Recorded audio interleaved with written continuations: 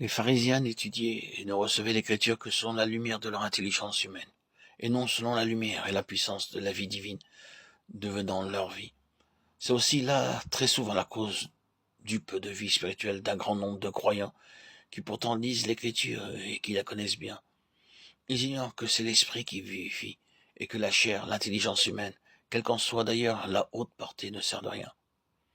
Ils croient qu'ils ont dans l'écriture la vie éternelle, mais ne connaissent guère encore le Christ vivant qui voudrait se communiquer à eux par la vertu de l'esprit et devenir ainsi leur vie. Pour sortir de cet état-là, il faut simplement renoncer à comprendre la parole écrite sans le secours de l'esprit de vie. Ne recourons jamais à l'écriture, soit pour la méditer nous-mêmes, soit pour la prêcher aux autres, sans demander le secours du Saint-Esprit.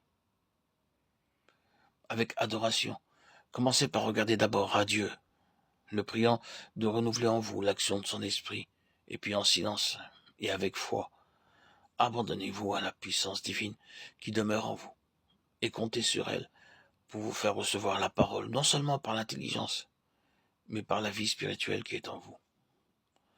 Que le Saint-Esprit soit votre vie. Quand l'esprit et la vie s'élancent de l'intérieur à la rencontre de la parole qui apporte du dehors la nourriture spirituelle, les paroles de Christ sont en effet esprit de vie. À mesure que nous étudierons mieux ce que notre Seigneur nous dit de l'esprit, nous verrons toujours plus clairement que si les paroles du Seigneur sont esprit et vie, le Saint-Esprit doit être en nous l'esprit même de notre vie. Il faut que l'Esprit de Dieu devienne notre vie individuelle. C'est au-delà de notre esprit, au-delà de nos sentiments et de notre volonté, que nous devons chercher le principe vivant de toutes ces facultés. Et il n'est autre que l'Esprit de Dieu.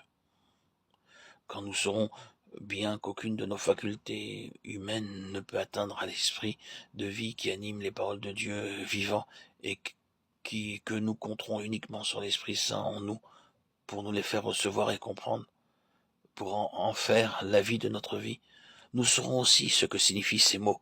C'est l'Esprit qui vivifie. Nous reconnaîtrons alors que pour recevoir les paroles qui sont esprit et vie, il faut que nous possédions en nous l'esprit de vie, que c'est alors seulement qu'elles nous révéleront leur signification, qu'elles nous communiqueront leur vertu divine en s'adressant à l'esprit et à la vie qui demeure en nous. Oh mon Dieu, de nouveau je te remercie de ce que l'esprit demeure en moi. De nouveau je te prie humblement de me faire réaliser sa présence, de me faire comprendre l'œuvre divine qu'il poursuit en moi. Enseigne-moi à croire qu'il est en moi la source et le développement de toute vie divine, le gage de tout ce que Dieu veut voir en moi. Alors je comprendrai qu'étant esprit de vie en moi, il suscitera dans mon esprit une soif nouvelle pour la parole de Dieu, qu'il m'assimilera à cette nourriture divine, qu'il la fera devenir en moi vie et puissance. Pardonne-moi, mon Dieu, d'avoir trop cherché à saisir tes paroles qui sont esprit de vie, en comptant pour cela sur mon intelligence humaine et mes propres facultés, que j'ai été lent à comprendre que la chair ne sert de rien. Mais à présent, je veux l'apprendre et le savoir. Oh mon Père, donne-moi l'esprit de sagesse, accorde-moi l'action puissante de l'esprit, afin que je reconnaisse le sens profond de chacune de tes paroles, que je sache toujours mieux que c'est spirituellement qu'on juge des choses qui sont de l'esprit de Dieu. 1 Corinthiens 2,14. Enseigne-moi à étudier l'écriture en reniant la chair, l'intelligence charnelle et à attendre avec humilité et foi que l'action de ton esprit vienne donner vie à ta parole. Que ce soit désormais en esprit et en vérité que j'étudie ta parole et que je lui obéisse, recevant ainsi force et vie de sa lecture. Amen.